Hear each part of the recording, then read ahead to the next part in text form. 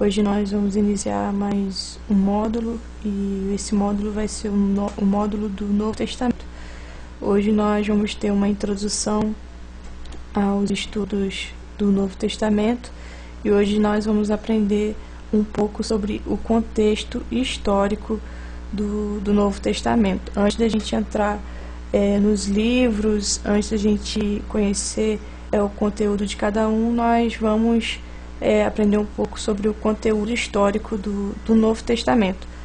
Mas antes de a gente entrar no contexto, é bom a gente relembrar um pouco de algumas informações que tivemos nas aulas passadas.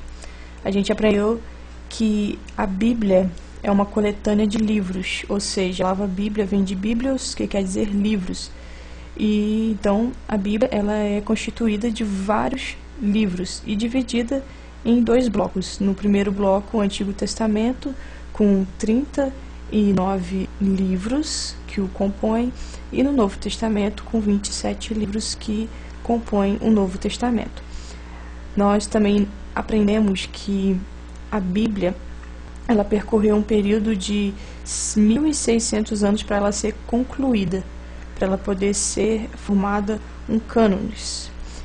Aprendemos também que a palavra testamento, que vem junto com o nome Antigo Testamento, Novo Testamento, a gente aprendeu que a palavra testamento ela significa aliança ou pacto.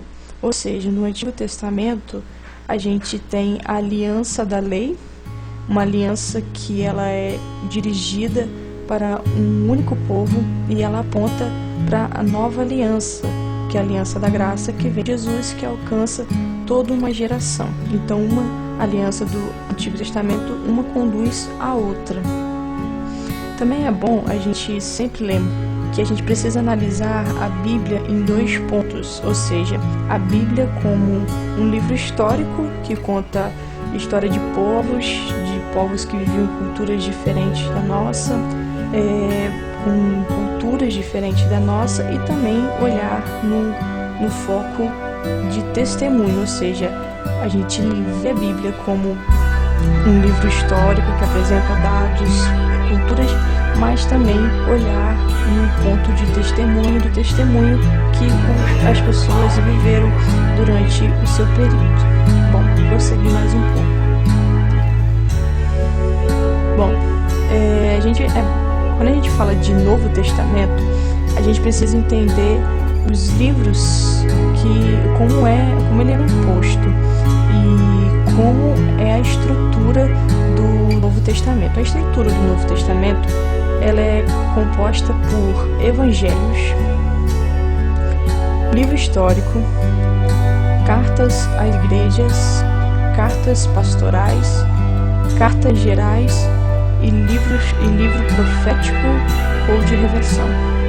Nos evangelhos nós vamos ver o livro de Mateus, Marcos, Lucas e João, que vão contar toda a história de Jesus. E nas aulas mais à frente nós vamos entender o porquê que na Bíblia tem 4 evangelhos falando de um mesmo Cristo, falando das histórias de Jesus e às vezes até de alguns focos diferentes.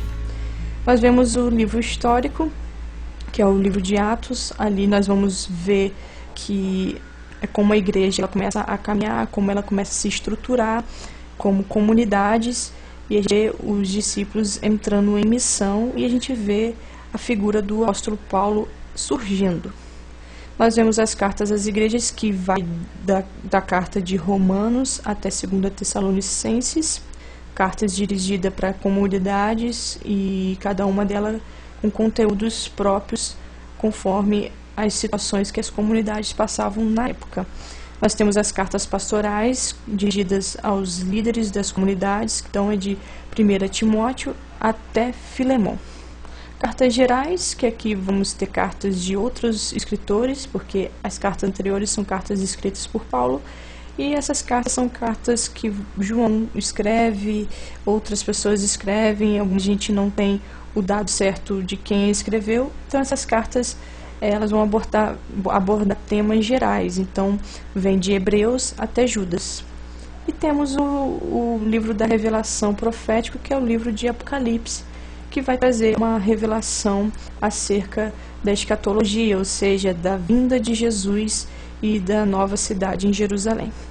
Bom, o Evangelho ele é composto por essa estrutura e por esses livros. Nós precisamos entender o contexto a qual o Evangelho, ou seja, o Novo Testamento foi escrito. O contexto, nós vamos ver que no Novo Testamento ele foi escrito num período de 50 anos. E ele abrange um período de 100 anos, ou seja, ele vai pegar o começo de Jesus ali e ele vai até o primeiro século. Só que esse período a qual o Evangelho ele foi escrito era um período onde a cultura grega estava dominando. Então, deixa dos assírios, que eles dominavam a terra, eles passam a perder territórios, e nós vamos ver a figura de Alexandre o Grande, ou seja, quem foi Alexandre o Grande? Foi um grande imperador. Ele, com 20 anos, ele começou a reinar e ele começou a conquistar o território. E só que o objetivo de Alexandre não era simplesmente conquistar só terras. O principal objetivo dele era instalar cultura grega. Ele queria que todo o povoado, toda a região, todo o império tivesse influência grega, no jeito de falar, no jeito de pensar. Então é a época dos filósofos, é a época de grandes pensadores. Então nós vamos ver que a cultura grega ela começa a ser instalada no meio dos impérios.